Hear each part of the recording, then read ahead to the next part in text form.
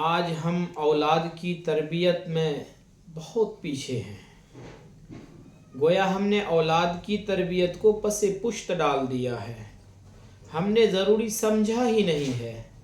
اولاد کی تربیت آقا مدنی جناب رسول اللہ صلی اللہ علیہ وسلم نے فرمایا ہے کہ بھائی اپنے اولاد کی اچھی طریقے سے تربیت کرو۔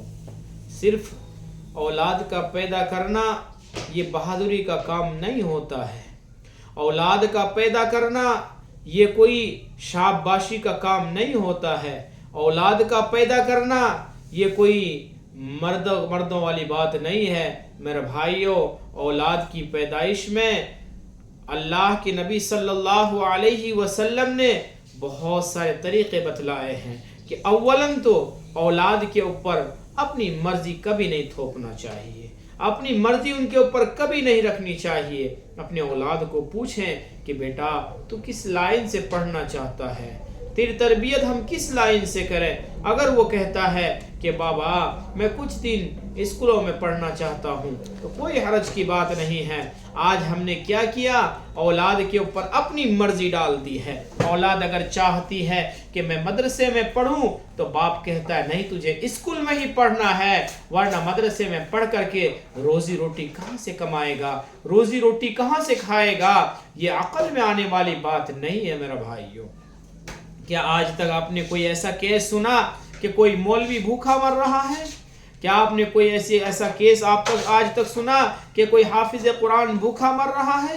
نہیں سنا ہوگا اور نہ ہی روز قیامت تک سنیں گے۔ میرے بھائیوں، آج ہمارا کام کوئی کر دے، ہماری ماتحت میں رہ کر کے ہمارا کوئی کام کوئی ہاتھ بٹا دے کام میں، چاہے وہ کھیتی باڑی کا کام ہو، چاہے وہ دکان کا کام ہو، چاہے کوئی اور کام ہو، ہمارا کوئی ہاتھ بٹا دے تو ہم کتنا خوش ہوتے ہیں، ہم کتنا خوش ہوتے ہیں، اس کو نوازتے ہیں، روپیہ پیسہ سے نوازتے ہیں، پیار سے نوازتے ہیں، اور اس کو ہم کہہ دیتے ہیں کہ بھائی میری ضرورت پڑے تو پکار لینا، ہم تیری مدد کے لیے کھڑے ہیں۔ میرے بھائیوں، اندازہ لگاؤ تو صحیح، جس اللہ کے کلام کو ایک حافظ قرآن نے اپنے سینے میں بسا لیا ہو، اس اللہ کے احکام کو اپنے سینے میں بسا لیا ہو، کیا وہ اللہ اس حافظ قرآن کو بھوکا مارے گا؟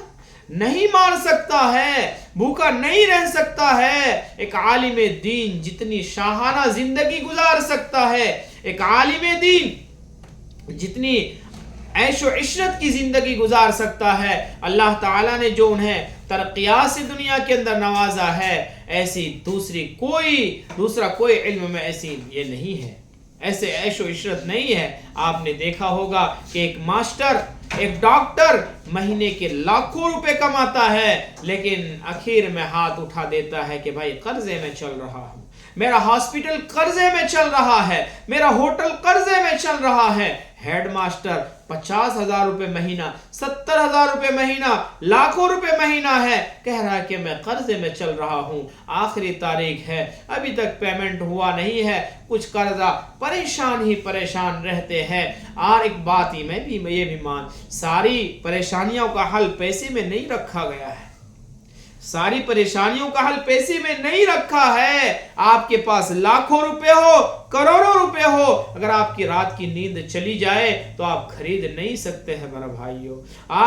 اللہ تعالیٰ نے قرآن کریم کے اندر صاف الفاظ میں فرمایا ہے، الا سن لو کان کھول کر، بذکر اللہ تطمئن القلوب، کہ تمہارے دل کو اطمینان، تمہارے دل کو سکون، تمہارے دل کی پریشانی کس چیز سے ختم ہو سکتی ہے؟ کیا روپیے پیسے سے؟ کیا دھن دولت سے؟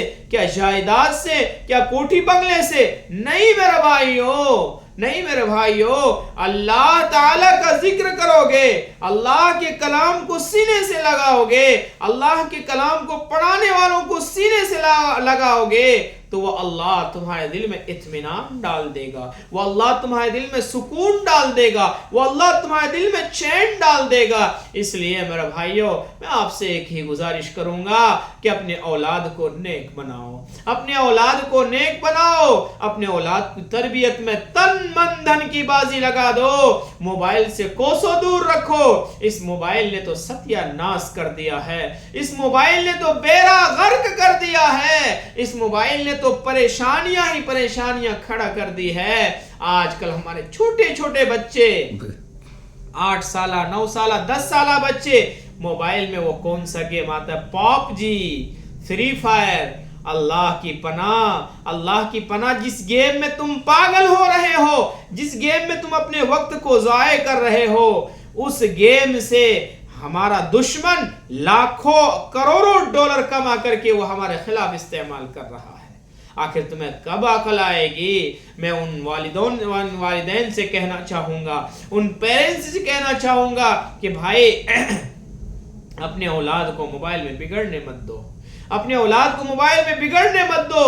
شروع میں محبت میں موبائل دے دیتے ہیں کہ میرا لگتے جگر ہے، میرے کلیجے کا ٹکڑا ہے، میرا سونا ہے، میرا بابو ہے، اس طریقے سے کہہ کر کے موبائل تھما دیتے ہیں۔ جب وہی بچہ آوارہ ہو جاتا ہے، وہی بچہ ماں باپ کا کہا نہیں مانتا ہے، پھر یہ ماں باپ دروں دروں کی ٹھوکریں کھاتا پھرتا ہے، کبھی اس باپو کی چکر لگاتا ہے، کبھی اس جھاڑ پھونک والے کی چکر لگاتا ہے، کبھی اس مولوی کی چکر لگاتا ہے، نہ جانے کتنے دروں کی ٹھوکریں کھاتا ہے کہ میرے بیٹے کو پتہ نہیں کیا ہو گیا ہے، میری بات نہیں سنتا۔ اور ظالم تو نے بگاڑا ہے، اور ظالم تو نے کہا ہے کہ موبائل لے لے، آگے چل کے میری بات نہ سننا۔